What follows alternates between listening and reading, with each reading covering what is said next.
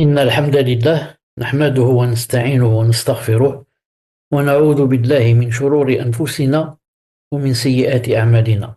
من يهده الله فلا مضل له ومن يضلله فلا هادي له، وأشهد أن لا إله إلا الله وحده لا شريك له، وأشهد أن محمدا صلى الله عليه وسلم عبده ورسوله. يا أيها الذين آمنوا اتقوا الله حق تقاته ولا تموتن إلا وأنتم مسلمون. يا أيها الناس اتقوا ربكم الذي خلقكم من نفس واحدة وخلق منها زوجها وبث منهما رجالا كثيرا ونساء. اتقوا الله الذي تساءلون به والأرحام إن الله كان عليكم رقيبا.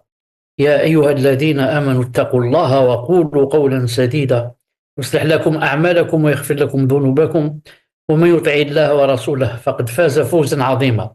ألا إن أصدق الكلام كلام الله، وخير الهدي هدي محمد عليه الصلاة والسلام، وشر الأمور محدثاتها، وكل محدثة بدعة، وكل بدعة ضلالة، وكل ضلالة في النار. تفضل تامر. بارك الله فيكم شيخ، جزاكم الله خيرا. بسم الله والحمد لله والصلاة والسلام على نبينا محمد وعلى آله وأصحابه أجمعين. Marhaban bikoum, bienvenue à vous en ce mardi 8 Dhul Qa'da 1446 de l'Hégire, correspondant au 6 mai 2025, pour ce troisième cours sur Usul ad-Da'wati Salafiyya, les fondements de la prédication salafiyya, du noble savant Abdus Salam ibn Barjas, qu'Allah Azza wa Jal lui fasse miséricorde, et expliqué et commenté par notre cheikh ici présent, Mohammed Chalabi Hafidhahullahu Azza wa Jal, qu'Allah Azza wa Jal le préserve de tout mal. Tafaddal cheikh. Oui, donc nous avons commencé déjà ce livre, les fondements de la prédication salafiyya de Ibn Barjas rahimahullah ta'ala, et nous avons expliqué les deux premiers fondements. Le premier, ça parlait de l'obligation de demander la science religieuse en islam. Et on avait cité que le prophète alayhi sallam, dans un hadith authentique, avait dit Man yuridillahu bihi khayran yufaqihu fid din. Quiconque Allah subhanahu wa ta'ala lui veut du bien, alors il lui apprend sa religion. Naam. Et vous remarquez que le premier verset qui est descendu, naam, c'est Iqra. C'est Iqra. Lis. Donc, c'est obligatoire pour le musulman, pour le croyant, de demander la science, surtout la science de la Aqidah, pour connaître son Seigneur, connaître ce qu'il y a après l'au-delà, ce qui se passe dans la tombe, les attributs d'Allah subhanahu wa ta'ala. Et aussi connaître les adorations qu'il fait. S'il prie, il doit savoir comment prier. Il ne va pas inventer des choses de sa tête. S'il fait la zakat, il faut savoir c'est combien de seuil, est-ce qu'il y a un seuil ou il n'y a pas dans cette chose. Est-ce que combien de fois il faut sortir par an, etc. Al-Muhim, la quête de la science est obligatoire, c'est le premier point. Et ensuite, il faut savoir que avec la science, déjà, la personne, ça permet d'éviter de tomber dans la déviation. Car on va adorer Allah subhanahu wa ta'ala avec clairvoyance. Et ça permet aussi d'éviter de tomber dans les bid'ah. Celui qui n'a pas de science, il fait plein de bid'ah dans ses adorations, et même dans sa vie quotidienne. Mais s'il a de la science, plus il en a, alhamdoulilah, il s'éloigne des bid'ah et même de tout ce qui attire la colère d'Allah subhanahu azza wa jal. Ensuite, on avait dit que les obligations se divisaient en deux, obligations individuelles et obligations collectives. On a dit que obligation individuelle, c'est ce que toute personne est obligée de faire, sauf si elle n'en a pas les moyens, par exemple elle est malade ou autre chose. Comme par exemple la salat, c'est une obligation, les 5 prières sont une obligation individuelle. Chaque personne doit prier, si bien sûr elle remplit les conditions, c'est-à-dire la puberté, etc. Ensuite, il y a les obligations qui sont collectives. On avait dit que la différence, c'est que les individuels, chaque personne doit les faire, chaque croyant, tandis que les collectives, il suffit qu'une personne les fasse pour que les autres, Inch'Allah Ta'ala, n'aient pas de péché. Mais c'est seulement la personne qui fait ça, hein, qui a les récompenses. On avait cité comme exemple la prière, par exemple, sur le mort, le défunt. Non, c'est pas tout le monde qui va prier yani, sur ce mort. Mais quiconque prie sur ce mort, hein, les autres ne sont pas obligés de prier sur lui. C'est pour ça que c'est une obligation collective. S'il y a un ou deux ou trois ou quatre, cinq qui prient sur lui, ce n'est pas obligé pour tous les autres d'aller prier sur lui. La même chose pour le lavage du mort. Il y a une personne qui le lave ou deux ou trois, ça ne devient plus obligatoire pour les autres de venir le laver. Mais ça s'appelle une obligation collective. Donc ceux qui vont le laver auront des récompenses et ceux qui ne vont pas le laver n'auront pas de récompense, mais n'auront pas de ism aussi, n'auront pas de péché. Et le deuxième fondement, c'est l'application. C'est l'application de ce qu'on a appris. On apprend pourquoi? Pour appliquer. Car si tu apprends pour ne pas appliquer, ça va être donc des connaissances qui vont rester dans ma tête, mais sans les appliquer. Au contraire, ça devient plus grave parce que maintenant j'ai appris une chose et je ne l'applique pas. C'est pour ça que c'est moins grave pour celui qui n'a pas appris. Celui qui n'a pas appris, il aura des péchés pour ne pas avoir appris. Mais celui qui a appris et n'applique pas, c'est grave parce que lui, il connaît, il sait qu'il faut faire cette chose, il sait qu'il ne faut pas faire cette chose. Et quand même, il n'applique pas ni en faisant, ni en délaissant ce qui est interdit. C'est pour ça que les salafs, comme disaient les salafs, ils apprenaient par exemple le Coran jusqu'à 10 versets. Ensuite, ils allaient vers l'application. Ensuite, quand ils ont terminé d'appliquer ce qu'il y a dans ces versets, ils continuent d'apprendre 10 autres versets et comme ça. Quant à aujourd'hui, le troisième fondement, c'est l'appel à Allah Azza wa Jal avec clairvoyance. Appeler Allah Azza wa Jal avec quoi? Avec clairvoyance, avec basira, Fadl Samir. Barakallah fikum, Cheikh, jazakumullah khaira. Le troisième fondement, l'appel à Allah le Très-Haut avec clairvoyance. Lorsqu'Allah accorde aux musulmans la science et la pratique, il doit s'empresser de transmettre ce bien aux gens par le biais de l'appel à Allah, en les conseillant et en les orientant. Donc maintenant, premier fondement, j'ai appris. Deuxième fondement, j'ai pratiqué ce que j'ai appris. Troisième fondement, je dois aussi, comme moi, ça m'a fait un grand bien d'apprendre. Allah Azza wa Jal, il m'a donné ce fadl, ce bienfait de m'avoir appris et de m'avoir aidé à appliquer. Je ne dois pas être avare. Je dois aimer pour autrui ce que j'aime pour moi. Donc moi aussi, je dois leur apprendre ce que j'ai appris pour qu'ils apprennent et pour qu'ils appliquent eux aussi et pour qu'eux aussi, ils conseillent les autres et appellent Allah Azza wa Jal. C'est certes. C'est certes cela la mission des prophètes. Allah Ta'ala dit à propos de son prophète, alayhi salatu wassalam, قُلْ هَذِهِ سَبِيلِي أَدْعُو إِلَى اللَّهِ عَلَى بَصِيرَةٍ أَنَا وَمَنِ اتَّبَعَنِي. Dis, voici ma voix. J'appelle à Allah en toute clairvoyance, moi et ceux qui me suivent. Donc, il a dit, Allah subhanahu wa ta'ala dit, et à Mohammed, voici ma voix, voici mon chemin. C'est quoi? J'appelle à Allah. Je fais la prédication en toute clairvoyance. Naam. Ce n'est pas me basant sur les passions. Mais quand je fais l'appel à Allah subhanahu wa ta'ala, da'wa, je dois la faire avec clairvoyance. Avec clairvoyance. C'est-à-dire me baser sur les textes. Naam. Bien sûr, avoir aussi la sagesse. Remplir certaines conditions, bien sûr. Mais surtout, appeler Allah subhanahu wa ta'ala avec clairvoyance. avec Basira. Parce qu'il faut, quand je parle aux gens, il faut que je leur dise d'où j'ai pris cela. Il faut que je leur donne yani, les dalil. C'est pour ça que les salafs disent que si on laisse n'importe qui parler sans lui demander de dalil, alors n'importe qui dira n'importe quoi.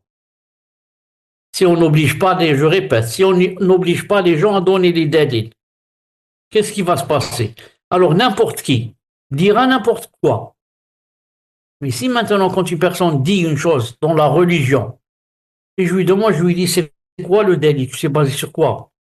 C'est pour que j'apprenne, hein, moi, on n'est pas, c'est juste pour apprendre. Et non, il n'a pas de délit. Donc, je ne peux pas accepter de lui. Je lui dis, comme tu as dit toi, moi, je peux dire le contraire. Non, et une troisième personne peut dire autre chose, hein, puisqu'il n'y a pas de délit. Et maintenant que je demande le délit, personne ne peut parler, sauf s'il a un délit. Et tant qu'il n'a pas de délit, qu'est-ce qu'il fait? Il doit se taire et laisser place pour que parlent ceux qui ont les dalils bi'idna Azzawajal. Donc remarquez, voici ma voie, mon chemin, qu'est-ce que je fais? J'appelle Allah Azzawajal. Comment? En toute clairvoyance. Qui? Moi, Mohammed sallallahu alayhi wa sallam, et ceux qui me suivent. Le témoin du cours et ceux qui me suivent. Ceux qui me suivent, ce sont qui? Moi, toi, tous ceux qui yani, sont musulmans et sont croyants et suivent le prophète alayhi salam. Donc eux aussi ils appellent Allah Ta'ala ou ils doivent appeler Allah Azza wa Jal en toute clairvoyance. Tfadal. Ahsanallahu alaykum, Cheikh. Allah a élevé le rang de celui qui appelle à lui au-dessus des autres. Il dit Azza wa Jal, وَمَنْ أَحْسَنُ قَوْلًا مِمَّنْ دَعَا إِلَى اللَّهِ وَعَمِلَ صَالِحًا وَقَالَ إِنَّنِي مِنَ الْمُسْلِمِينَ. Et qui profère meilleure parole que celui qui appelle à Allah, fait bonne œuvre et dit, je suis certes du nombre des musulmans. Naam, subhanallah. Yani Allah subhanahu wa ta'ala dit, et qui peut dire une meilleure parole que celui qui appelle Allah? Est-ce qu'il y a quelqu'un qui yani, a fait une bonne parole, une meilleure parole que celui qui appelle Allah Azza wa Jal? C'est impossible. L'autre appelle Allah Azza wa Jal et l'autre appelle à quoi? Appelle à la dunya. Il est en train de parler des voitures, de l'économie, de la politique, je ne sais pas de quoi il parle, du sport. Et on a une deuxième personne qui, non, qu'est-ce qu'elle fait? Elle est en train de faire da'wa Allah subhanahu wa ta'ala. Appeler les gens à prier, appeler les gens à faire le tawhid, appeler les femmes à se voiler, appeler les gens à délaisser la riba, délaisser la zina, délaisser le vol, délaisser le mensonge. Et comme ça. Est-ce qu'on peut comparer entre les deux? C'est impossible. Allah Ta'ala a dit, et qui profère meilleure parole que celui qui appelle Allah. Ça veut dire, Allah Ta'ala veut dire qu'il n'y a pas, il n'y a pas. Et ensuite, que fait cette personne? Elle appelle Allah Azza wa Jal et fait bonne œuvre. La deuxième chose, elle fait bonne œuvre. Pourquoi? Parce qu'elle peut appeler Allah subhanahu wa ta'ala tout en contrariant à ce quoi elle est en train d'appeler. Non. La personne peut dire yani, aux gens, il faut prier, celui qui prie pas, c'est très grave. Les savants, la plupart ont dit les kafir. Le hadith a dit la différence entre nous et les mouchrikoun, c'est la prière. Celui qui la délaisse, il est kafir. Et comme ça, et lui-même ne prie pas. Lui-même ne prie pas. Alors il va dire, yani, la riba, c'est-à-dire l'usure, c'est un péché très grave. Ensuite, on trouve qu'il a un compte, yani, ce qu'on appelle d'épargne. Donc, il a un compte dans la banque et il a déposé son argent là-bas et on lui donne à chaque fois yani, des intérêts. Donc, Allah Ta'ala dit, il n'y a pas meilleur que celui qui appelle Allah, mais en même temps, il fait bonne œuvre. Il applique ce qu'il dit. Et en même temps, il dit, je suis du nombre des musulmans. Il reconnaît, yani, il fait partie de la Jama'a, des musulmans, il est fier de cela et il le dit et l'affiche. Il n'a pas honte de dire qu'il est musulman. Tfadal. Sallallahu alaykum, Cheikh. Quant à sa récompense, elle est immense en raison de la grandeur de son œuvre. En effet, le prédicateur à Allah reçoit une récompense égale à celle de ceux qui le suivent dans le bien, sans que cela ne diminue en rien leur récompense. Donc celui qui appelle Allah Azza wa Jal, naam, a une très grande récompense. En raison de quoi? De la grandeur de son œuvre. Il appelle Allah Azza wa Jal. Et en même temps, il applique ce qu'il fait. En effet, le prédicateur Allah Azza wa Jal reçoit une récompense égale à celle de ceux qui le suivent dans le bien, sans que cela ne diminue en rien leur récompense. Donc, le grand bienfait qu'Allah Ta'ala a donné et la grande récompense qu'Allah Azza wa Jal donne à celui qui appelle Allah Azza wa Jal, c'est-à-dire le prédicateur, c'est qu'à chaque fois qu'il fait da'wa à une personne, il reçoit une récompense égale à celui qui l'a suivi. Si subhanallah ta'ala, il a appris quelque chose et il l'a fait apprendre à une autre personne, donc il a la récompense aussi de cette personne qui a appris, sans que cela ne diminue en rien la récompense de celui qui a appris et la personne à laquelle il a fait da'wa bi'idhni azza wa jal. Donc vous voyez le grand avantage du prédicateur et de la prédicatrice, le grand avantage comparé à celui qui ne fait pas la da'wa. Quand on dit faire da'wa, comme on va le voir un peu plus tard, ce n'est pas obligatoirement faire une khutbah sur le mimbar ou bien avoir une chaise dans une mosquée pour faire la da'wa. Non, la da'wa, tu sais quelque chose, tu connais quelque chose, tu es sûr que c'est comme ça, alors tu la divulgues à une autre personne et comme ça tu as fait da'wa, inshallah ta'ala. Il est rapporté. Il est rapporté dans un hadith de Ali radiallahu anhu que le prophète alayhi salatu wassalam a dit لأن يهدي الله بك رجلا واحدا خير لك من حمر النعم. Qu'Allah guide par ton intermédiaire une seule personne est meilleur pour toi que les chamelles rousses, les chameaux roux qui étaient les biens les plus précieux pour les Arabes. Donc le prophète a dit, si Allah Azza wa Jal fait de toi une cause, un sabab, pour guider une seule personne, pas deux, une seule, c'est meilleur pour toi que les chamelles rousses. Chamelles rousses, on vient de voir, c'est les biens les plus précieux pour les Arabes. Et qui pouvait avoir un chameau roux? C'était vraiment pas facile. C'était vraiment pas facile car c'était vraiment cher. Et on n'en trouvait pas beaucoup. Imaginez le chameau, combien il coûte maintenant. Il a dit, si Allah Azza wa Jal fait de toi un sabab pour guider une seule personne, c'est mieux que autrefois pour une personne d'avoir par exemple un chameau roux. Tfaddal. Assalamu alaykum, cher. Ce qu'il faut savoir ici est qu'il n'est pas conditionné pour celui qui appelle à Allah d'avoir une connaissance complète de toutes les règles de la législation de l'islam. Mais il est obligatoire qu'il connaisse bien ce à quoi il appelle. C'est pour ça que le prophète alayhi salatu wassalam a dit Ballighu anni walaw aya. Transmettez de moi ne serait-ce qu'un verset.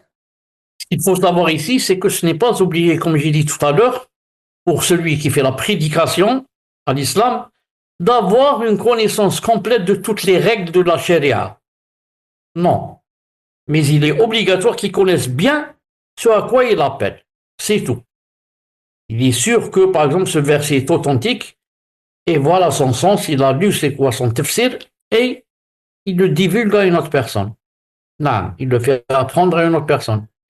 Il est sûr que cette chose, par exemple, est haram.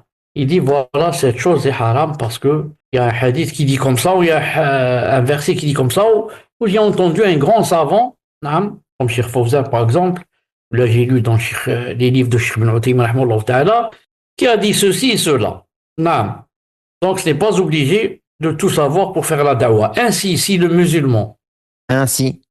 musulman connaît un verset et en comprend le sens par l'intermédiaire des savants ou des exégètes, ou s'il connaît aussi un hadith parmi les hadiths de notre messager alayhi salatu wassalam, ou un jugement religieux parmi les jugements religieux légiférés également par l'intermédiaire des savants ou des ouvrages des gens de science, il le transmet aux gens, même s'il n'est pas savant en dehors de ce jugement religieux.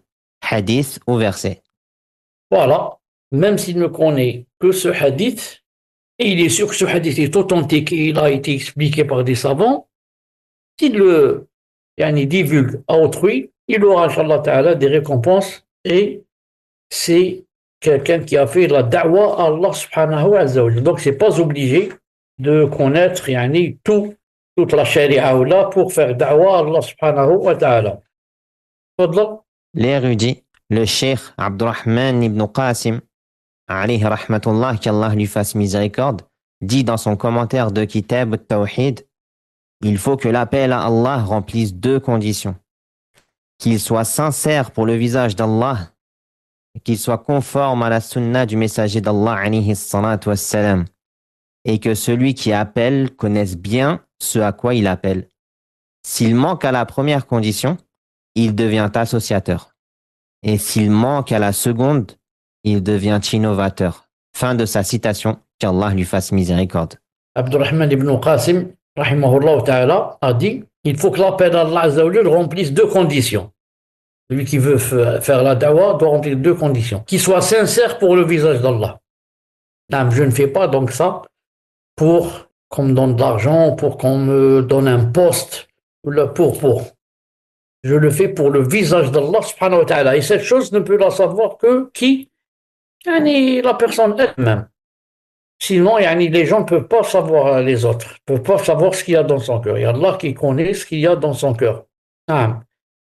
Et la deuxième des choses, la deuxième condition, qu'il soit conforme à la sunna du messager d'Allah sallallahu alayhi wa sallam. Et que celui qui appelle connaisse bien ce à quoi il appelle. Car s'il manque à la première condition, qui est la sincérité, il devient associateur. Il fait d'avoir pour que les gens disent de lui du bien. Et s'il manque à la deuxième, suivre la sunna, il devient innovateur. Car celui qui ne suit pas la sunna, qu'est-ce qu'il va faire? Il va faire une bida. Et soit sunna, soit bida. Donc celui qui doit faire la prédication doit remplir ces deux conditions. Partons de la deuxième condition, qui est suivre la sunna. Partant de la deuxième condition qu'il a mentionnée, qu'Allah lui fasse miséricorde, nous avons dit que les moyens d'appel à Allah sont certes tawqifiyya, c'est-à-dire limités aux preuves des textes religieux de l'islam, déterminés par la révélation. Il ne faut y ajouter aucune chose sur laquelle n'était pas le messager d'Allah, alayhi salatu wassalam. C'est pour cela que les pieux prédécesseurs ont sévèrement réprouvé ahlus sama', les gens de l'écoute, entre parenthèses, que pratiquaient les soufis. Même si cette écoute était exempte d'instruments interdits, tels que les instruments de divertissement ou ce qui s'y apparente. Même si cette écoute était utile pour attendrir les cœurs, car il n'est pas appuyé par une preuve du Coran, ni de la Sunna, ni par l'action des pieux prédécesseurs de la communauté, qu'Allah Ta'ala les agrée. Donc il dit, partons de la deuxième condition qu'il a mentionnée, c'est-à-dire suivre la Sunna, qu'Allah lui fasse miséricorde. Nous avons dit que les moyens d'appel à Allah sont certes tawqifiyya. Il veut dire ici que les moyens d'appel à Allah subhanahu wa ta'ala doivent être tawqifiyya, c'est-à-dire limités aux preuves des textes religieux de l'islam déterminés par la révélation. C'est ça ça veut dire tawqifiyya. Ça veut dire que les moyens que je dois utiliser pour faire la prédication ne doivent pas être des moyens que j'ai innovés comme ça de ma tête. Non. Mais ce sont des moyens qui existent dans le Coran et dans la Sunna. Et il ne faut y ajouter aucune chose sur laquelle n'était pas le messager alayhi salam. C'est pour ça que les pieux prédécesseurs ont sévèrement réprouvé as-sama', les gens de l'écoute. Non. Sama' les gens, par exemple, se regroupent et commencent comme ça, comme à chantonner, comme ça en groupe, etc. Et ils disent ça rentre dans la da'wa. Comme ça, les gens, On va les attirer, voilà. On va les attirer de cette façon. Cette façon était pratiquée par les soufis. Il dit ici, même si cette façon, d'écoute, dans cette façon d'écoute, il n'y avait pas d'instrument interdit, comme la guitare, comme quoi, tels que les instruments de divertissement, tout ce qui s'y apparente. Même s'il n'y a pas d'instrument interdit, c'est interdit. Pourquoi?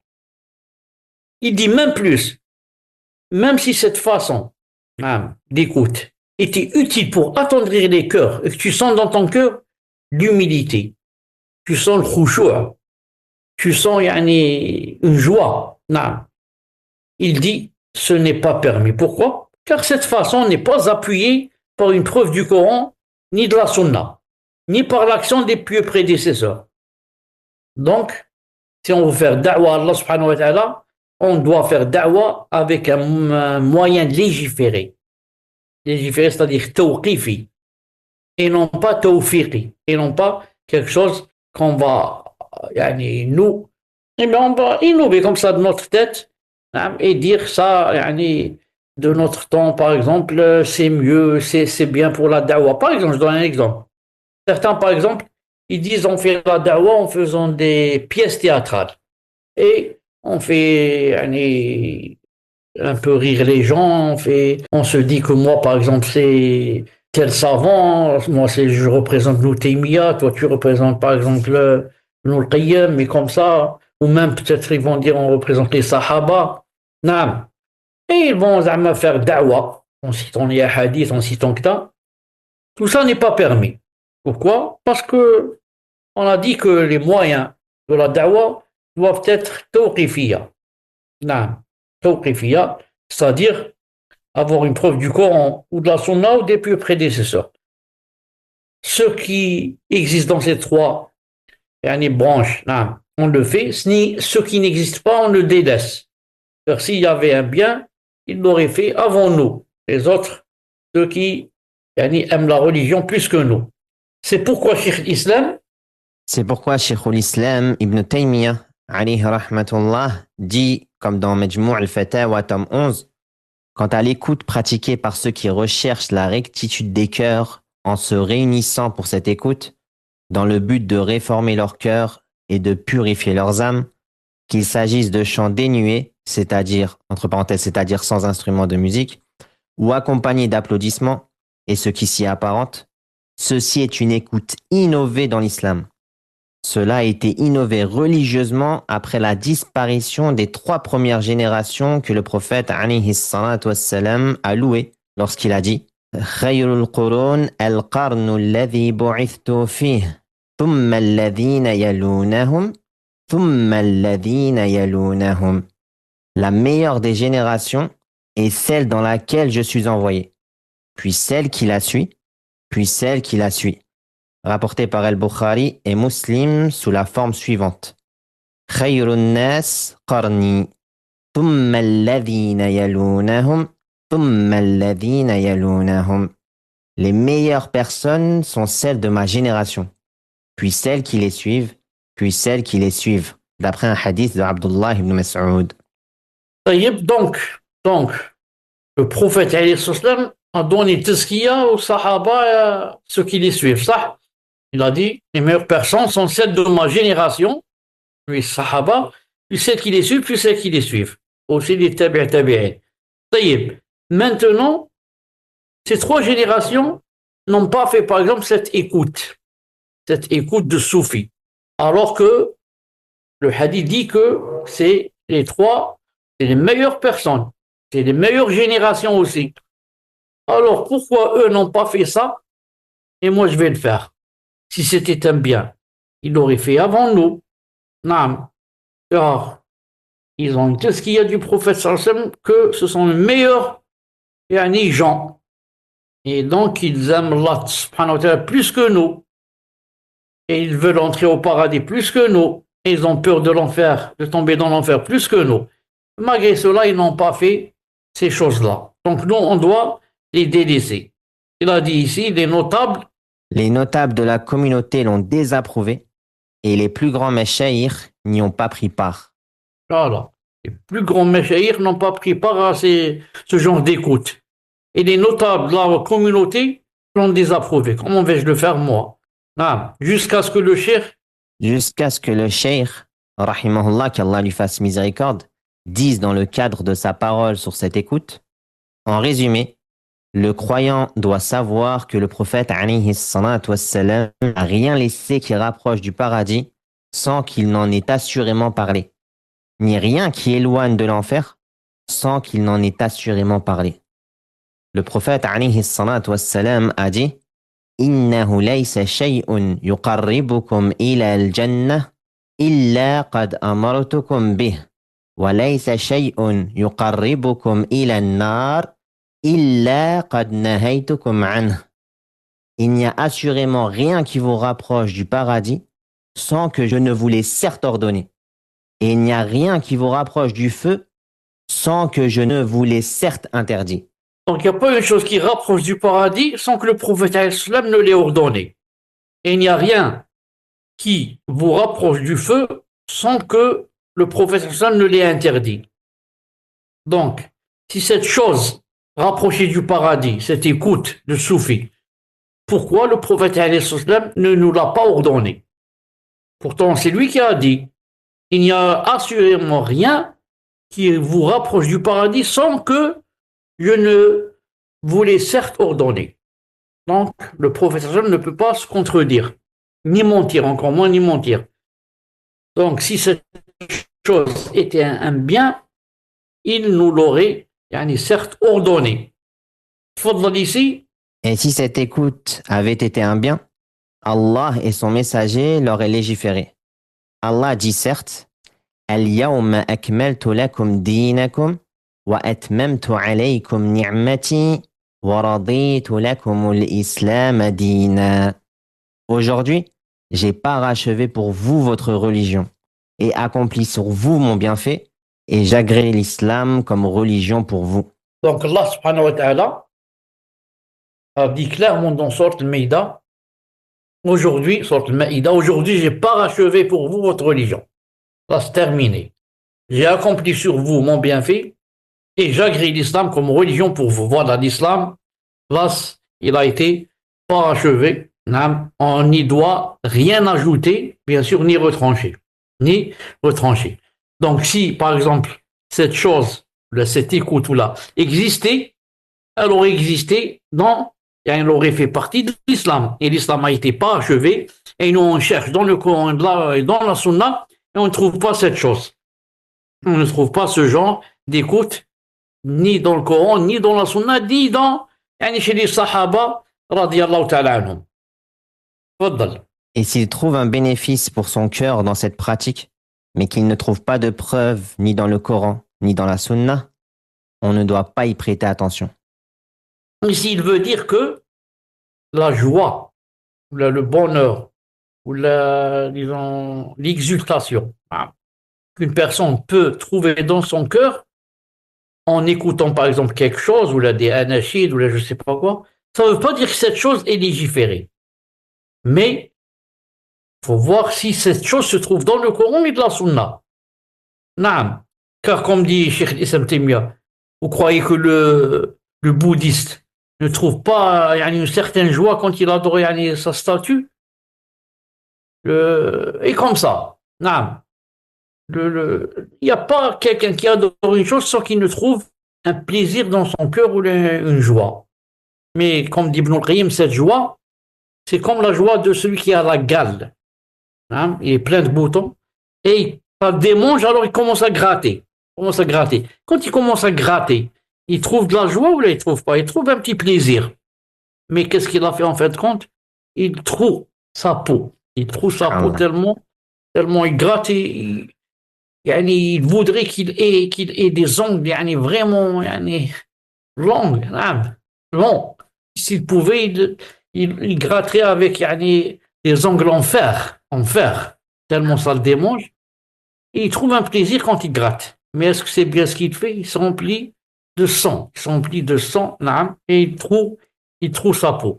Donc la même chose pour celui qui n'adore pas Allah subhanahu wa ta'ala, il adore les fausses divinités et il trouve une joie. Ou un plaisir, ou Regardez par exemple ce qu'on appelle les sœurs chrétiennes. Qu'elles peuvent rester comme ça 50, 60 ans sans se marier et à faire la da'wa. Ne participer ni à une fête, ni à rien. Seulement enfermé dans la chapelle, enfermé avec l'intention de se marier avec Isa, ce qu'ils appellent eux Jésus, on appelle Isa alayhi salam. C'est ça son intention, c'est pour ça qu'elle ne se marie pas maintenant. Elle dit, moi je me marierai Yom al-Qiyamah avec Isa. Donc, sûrement que pour patienter toute cette vie, longue vie, elle doit trouver quelque chose comme plaisir dans son cœur. Mais, ici l'auteur veut dire tout plaisir ou toute joie qu'on ressent dans le cœur en écoutant quelque chose qui se dit qu'elle fait partie de la religion, si elle ne se trouve pas ni dans le Coran, ni dans la Sunna, alors on ne doit pas y prêter attention. On ne doit pas y prêter attention. Naam. Sahl ibn Abdillah al-Tustari a dit « Toute extase qui n'est pas attestée par le Coran et la Sunna est fausse. » C'est ce qu'on vient d'expliquer. Toute extase, toute joie, toute exultation, toute jubilation que tu trouves dans ton cœur, mais qui n'est pas attestée, prouvée, corroborée par le Coran et la Sunna, alors elle est fausse. Et il ne faut pas y prêter attention. Car l'essentiel, c'est pas quoi? C'est pas ce qu'on trouve dans le cœur, mais ce qu'on trouve dans le Coran et dans la Sunna, pas dans le cœur. Ad-Darani, qu'est-ce qu'il a dit? Ad-Darani a dit « Il arrive que l'un des enseignements des gens me traverse l'esprit, mais je ne l'accepte qu'avec 2 témoins fiables, le livre et la Sunna. C'est sa parole, qu'Allah lui fasse miséricorde. » Masha'Allah, de la parole. Darani, qu'est-ce qu'il a dit? Il arrive que quand j'entends quelque chose de certains gens, ça me traverse l'esprit. Il a dit, mais je ne l'accepte pas. Elle voudrait s'installer cette chose dans mon esprit, ce que j'ai entendu, mais je ne l'accepte qu'avec 2 témoins. Il faut me rappeler 2 témoins, il faut me ramener 2 témoins pour que j'accepte. Quels sont les 2 témoins? Le Coran et la Sunna. Ramène-moi cette chose que tu es en train de m'enseigner, ramène-la à moi et prouve-moi que ça se trouve dans le Coran ou dans la Sunna. Là, j'accepte cet enseignement de toi. Sinon, je n'accepte pas. Même quand quelqu'un dit, il peut dire Allah a dit, son prophète a dit que c'est pas vrai. Même plusieurs gens de nos jours, par exemple, disent comme Allah Ta'ala a dit dans le Coran, alors que ce n'est pas dans le Coran. L'autre dit, comme a dit, il y a un hadith qui dit, alors que ça, il n'y a pas dans le hadith. Alors, qu'en est-il si maintenant la personne qui veut apprendre une chose ne dit même pas que c'est dans le Coran ou dans la Sunna? Non. Et dans sa parole, qu'est-ce qu'il a dit? Il s'y trouve? Dans sa parole, et s'il y trouve un bénéfice pour son cœur, mais qu'il ne trouve pas de preuve ni dans le livre, ni dans la Sunna, c'est la meilleure réponse à ceux qui ont permis la représentation théâtrale, tamthil, pour appeler à Allah, car elle contient un bénéfice et que les cœurs s'attendrissent en l'écoutant et en regardant ces scènes. Non, c'est comme les pièces théâtrales qu'on va assister, très théâtrales, c'est-à-dire qui ont rapport avec l'islam. Et la da'wa zama, à l'islam, la prédication, dans le but d'attirer les gens vers l'islam. Il a dit, même si on trouve un certain bénéfice et que les cœurs s'attendrissent en écoutant et en regardant ces scènes, on ne doit pas l'accepter. Pourquoi? Parce que les moyens de la prédication doivent être tawqifiyya, la règle, et non pas tawfiqiyya. C'est-à-dire, ils doivent exister dans le Coran ou la Sunna, ou du moins, dans la pratique des pieux prédécesseurs. S'il n'y a pas dans ces 3, on n'accepte pas, même si ça ramène un bénéfice et que ça attendrit le cœur. De ce fait, nous disons, les moyens d'appel à la religion doivent être tawqifiyya. Il n'y est légiféré religieusement que ce sur quoi était le messager d'Allah alayhi salatu wassalam et ses nobles compagnons. Donc c'est ça, Inch'Allah Ta'ala, le 3e fondement. Troisième fondement, on vient de voir aujourd'hui, Bidna Azza wa Jal, qu'on doit appeler Allah Azza wa Jal avec clairvoyance. Clairvoyance, ça veut dire se baser d'abord sur le Coran et la Sunna, d'après la compréhension des salaf et des sahaba radiyallahu ta'ala anhum. Naam. Et ne pas inventer des choses pour faire la da'wah. Je n'invente pas des choses de ma tête comme ça. Et je dis, la preuve que cette chose est bien, c'est que ça attendrit le cœur et ça rapporte des bénéfices. Et je sens de la joie dans mon cœur en écoutant cette chose ou en regardant cette chose. Tout ça, on ne doit pas y prêter attention. Pourquoi? Parce qu'il n'y a pas ça dans le Coran et la Sunna, ni dans la pratique des Sahaba radiyallahu ta'ala anhum. Donc voici Samir, voilà yani pour le troisième fondement, Inch'Allah ta'ala. Et Barakallahu on va fikum, Cheikh. Jazakumullah se khaira. préparer, Inch'Allah ta'ala, pour le quatrième fondement, bi'idna ta'ala, pour la prochaine fois. Barakallahu fikum, Cheikh. Ahsanallahu alaykum. Barakallahu fikum wa fi ilmikum, Cheikh. آمين جزاكم الله خيرا سبحانك اللهم وبحمدك أشهد أن لا إله إلا أنت أستغفرك وأتوب إليك السلام Cheikh, عليكم نعم تفضل à بالكم la fin du cours, quand on parlait de les représentations théâtrales, ça m'a fait penser à un film très très très connu en France. Risala. Risala. Le Comment ça message. s'appelle Le message en français, ils l'ont fait en français aussi. Il a fait beaucoup de ventes. Allah al-Musta'an. زعما on montre les sahaba شفت Exactement. Alors que les acteurs peut-être sont pervers ou peut-être même pas musulmans. parce qu'ils prient même pas. Allah al-Musta'an. Toi tu représentes Hamza, toi tu représentes l'oncle du prophète islam, tu représentes Bilal, tu représentes je sais pas qui. Ensuite ce film يعني il a été beaucoup vendu ou vu, mais si tu savais يعني, quels sont يعني, les manques qu'il contient, les manques. Allah al-Musta'an. Les manques. C'est un peu celui qui l'a fait, d'ailleurs il est mort dernièrement, il n'est pas يعني, salafi. Il n'est pas solide. C'est pour ça qu'il a pris beaucoup de choses venant des chiites. Il n'y a pas, on ne parle pas de Omar ibn Khattab, ni de Abu Bakr, ni de Uthman. On n'a pas remarqué, on parle de Ali. C'est vrai, subhanallah. Ali, quand il sort faire le duel, comment ça s'appelle. Mais il n'y a pas Abu Bakr, il n'y a pas Omar, il n'y a pas Abu Huraira. Tu remarques, il n'y a pas Abu Huraira. Subhanallah, je n'avais pas fait attention, subhanallah. Et il n'y a pas les trois grands califes. C'est plein de fautes dans l'aqida et dans le minhaj. المهم on se rencontre inchallah bientôt بإذن الله هكذا إلى اللقاء شيخ جزاكم الله خيرا شيخ. أحسن الله عليكم. السلام عليكم ورحمة الله وبركاته. السلام ورحمة الله وبركاته.